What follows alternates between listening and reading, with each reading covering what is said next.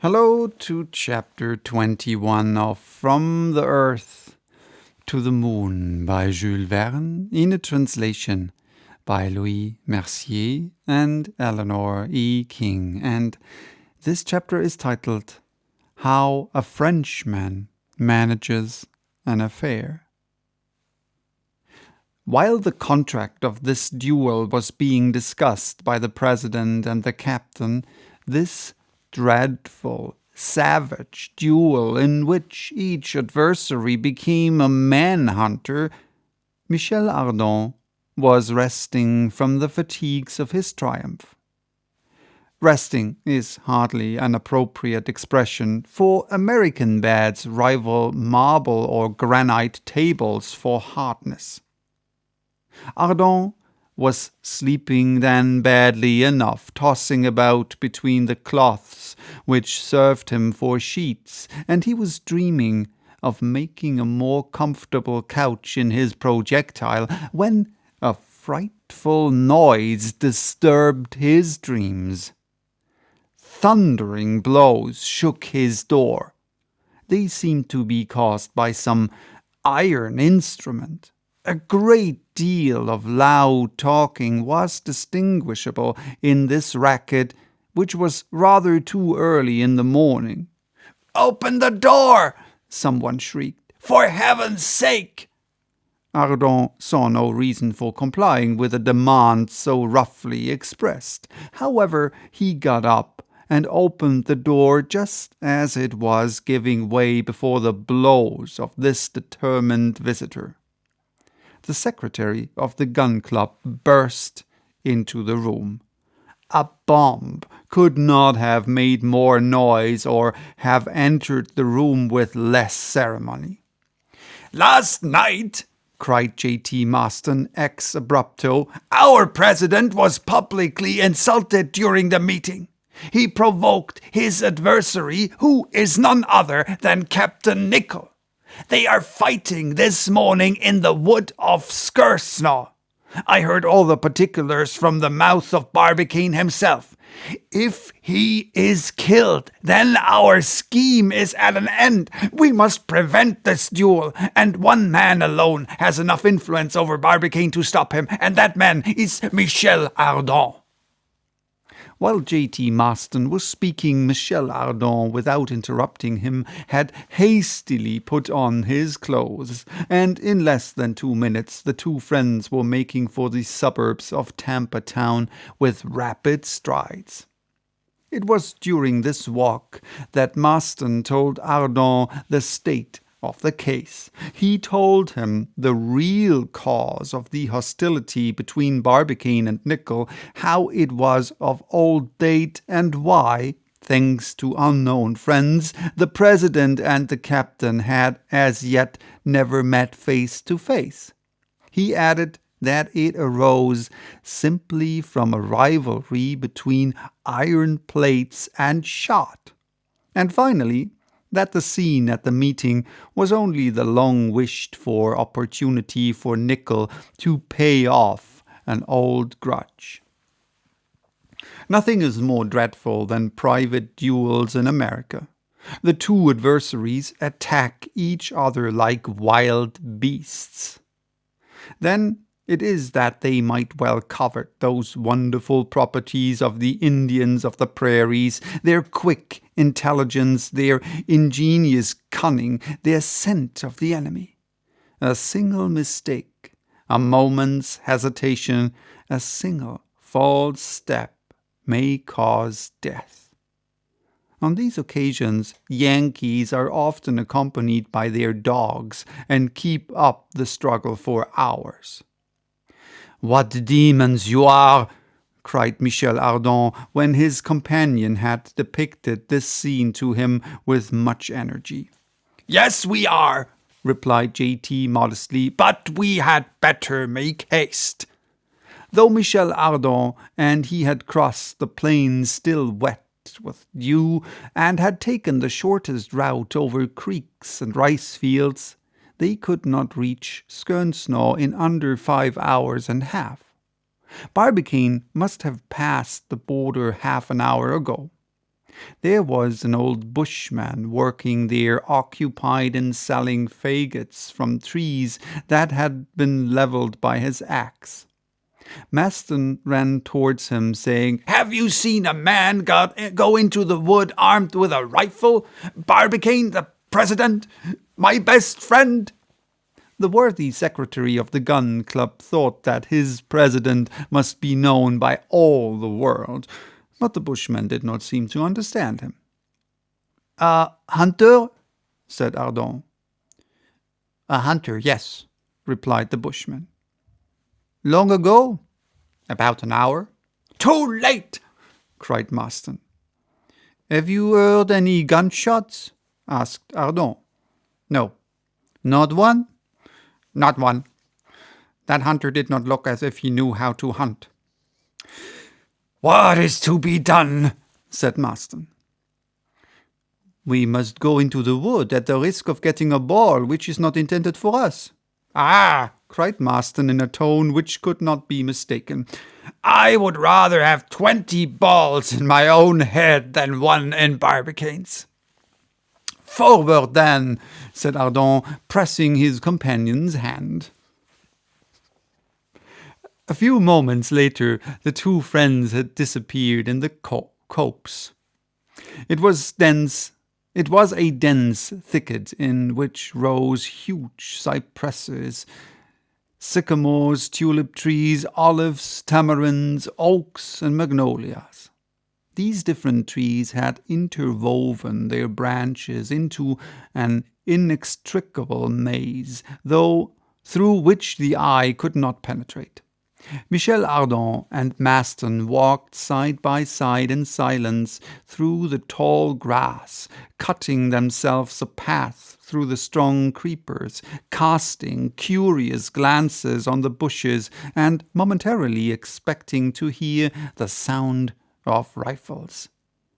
As for the traces which Barbicane ought to have left of his passage through the wood, there was not a vestige of them visible, so they followed the barely perceptible paths along which Indians had tracked some enemy, and which the dense foliage darkly overshadowed. After an hour spent in vain pursuit, the two stopped in intensified anxiety. "It must be all over," said Maston, discouraged. "A man like Barbicane would not dodge with his enemy or ensnare him, would not even maneuver. He is too open, too brave. He has gone straight ahead, right into the danger, and doubtless far enough from the bushman for the wind to prevent his hearing the report of the rifles." "But surely," replied Michel Arden, "since we entered the wood, we should have heard." "And what if we came too late?" cried Maston in tones of despair. For once Arden had no reply to make, he and Maston resuming their walks in silence. From time to time, indeed, they raised great shouts, calling alternately Barbicane and Nicholl, neither of whom, however, answered their cries. Only the birds, awakened by the sound, flew past them and disappeared among the branches, while some frightened deer fled precipitately before them. For another hour their search was continued. The greater part of the wood had been explored. There was nothing to reveal the presence of the combatants. The information of the bushman was after all doubtful, and Arden was about to propose their abandoning this useless pursuit, when all at once Maston stopped. "Hush!" said he. "There is someone down there." "Someone?" repeated Michel Arden. "Yes, a man. He seems motionless. His rifle is not in his hands. What can he be doing?" "But can you recognize him?" asked Arden, whose short sight was of little use to him in such circumstances. Yes, he's turning towards us," answered Maston. "And it is?" "Captain Nicholl." "Nicholl!" cried Michel Arden, feeling a terrible pang of grief. "Nicholl unarmed. He has then no longer any fear of his adversary." "Let us go to him," said Michel Arden, "and find out the truth." But he and his companion had barely taken 50 steps when they paused to examine the captain more attentively. They expected to find a bloodthirsty man happy in his revenge. On seeing him, they remained stupefied. A net, composed of very fine meshes, hung between two enormous tulip trees, and in the midst of this snare, with its wings entangled, was a poor little bird, uttering pitiful cries while it vainly struggled to escape. The bird-catcher who had laid his snare was no human being but a venomous spider, peculiar to that country, as large as a pigeon's egg, and armed with enormous claws. The hideous creature, instead of rushing on its prey, had beaten a sudden retreat and taken refuge in the upper branches of the tulip tree, for a formidable enemy menaced its stronghold. There, then, was Nicholl, his gun on the ground, forgetful of danger, trying, if possible, to save the victim from its cobweb prison. At last it was accomplished, and the little bird flew joyfully away and disappeared. Nicholl lovingly watched its flight. Again, Nicholl lovingly watched its flight when he heard these words pronounced by a voice full of emotion. "You are indeed a brave man." He turned. Michel Arden was before him, repeating in a different tone, "And a kind-hearted one." "Michel Arden," cried the captain, "why are you here?" "To press your hand, Nicholl, and to prevent you from either killing Barbicane or being killed by him." "Barbicane," returned the captain. "I have been looking for him for the last 2 hours in vain. Where is he hiding?" "Nicholl," said Michel Arden, "this is not courteous. We ought always to treat an adversary with respect. Rest assured, if Barbicane is still alive, we shall find him all the more easily, because if he has not, like you, been amusing himself with freeing oppressed birds, he must be looking for you. When we have found him, Michel Arden tells you this: there will be no duel between you." "Between President Barbicane and myself," gravely replied Nicholl, "there is a rivalry which the death of one of us—" "Pooh-pooh!" Sorry. "Pooh-pooh!" said Arden. "Brave fellows like you, indeed. You shall not fight." "I will fight, sir." "No." "Captain," said J.T. Maston with much feeling, "I am a friend of the President's, his alter ego, his second self. If you really must kill someone, shoot me. It will do just as well." "Sir," Nicholl replied, seizing his rifle convulsively, "these joke." "Our friend Maston is not joking," replied Arden. "I fully understand his idea of being killed himself in order to save his friend, but neither he nor Barbicane will fall before the balls of Captain Nicholl. Indeed, I have so attractive a proposal to make to the two rivals that both will be eager to accept it." "What is it?" asked Nicholl with manifest incredulity. "Patience!" exclaimed Arden. "I can only reveal it in the presence of Barbicane." "Let us go in search of him, then," cried the captain. The three men started off at once. The captain, having discharged his rifle, threw it over his shoulder and advanced in silence. Another half an hour passed, and the pursuit was still fruitless. Marston was oppressed by sinister forebodings. He looked fiercely at Nicholl, asking himself whether the captain's vengeance had already been satisfied, and the unfortunate Barbicane, shot, was perhaps lying dead on some bloody track. The same thought seemed to occur to Arden, and both were casting inquiring glances on Nicholl, when suddenly Marston paused. The motionless figure of a man leaning against a gigantic catalpa 20 feet off appeared, half veiled by the foliage. "It is he," said Marston. Barbicane never moved. Arden looked at the captain, but he did not wince. Arden went forward, crying, "Barbicane! Barbicane!" No answer. Arden rushed forward toward his friend, but in the act of seizing his arms, he stopped short and uttered a cry of surprise. Barbicane, pencil in hand, was tracing geometrical figures in a memorandum book, while his unloaded rifle lay beside him on the ground. Absorbed in his studies, Barbicane, in his turn forgetful of the duel, had seen and heard nothing. When Arden took his hand, he looked up and stared at his visitor in astonishment.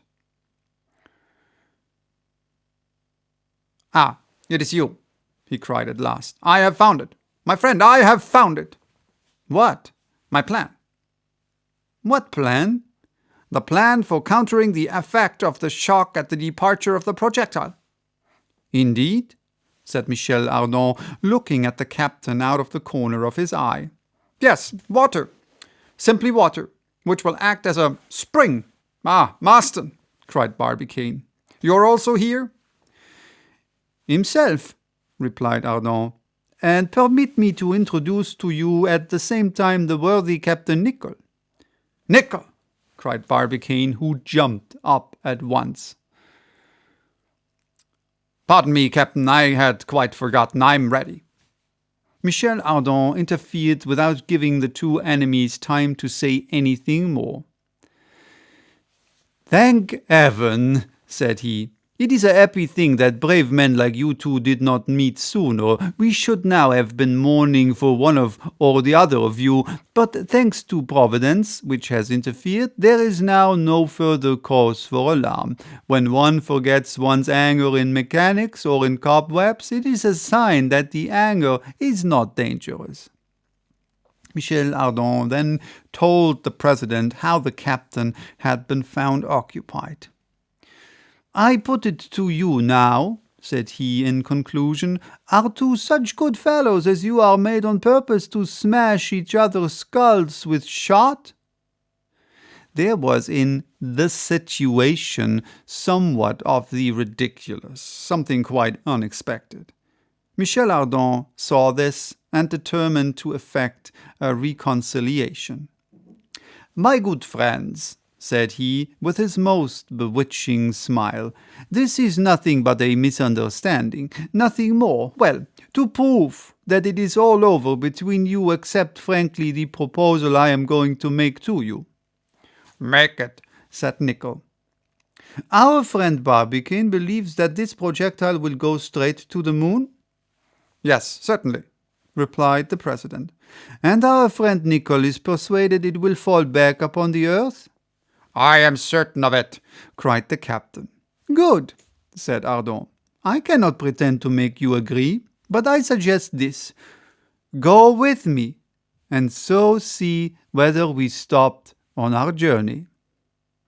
"What?" exclaimed J.T. Marston, stupefied. The two rivals on this sudden proposal looked steadily at each other.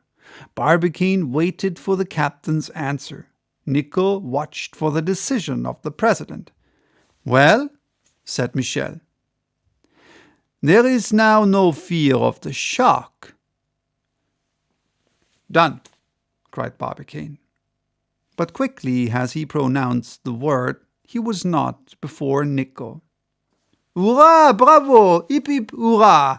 cried Michel, giving a hand to each of the late adversaries. "Now that it is all settled, my friends, allow me to treat you after a French fashion. Let us be off to breakfast." So that was chapter 21. Bye-bye. Till next time with chapter 22, titled The New Citizen of the United States.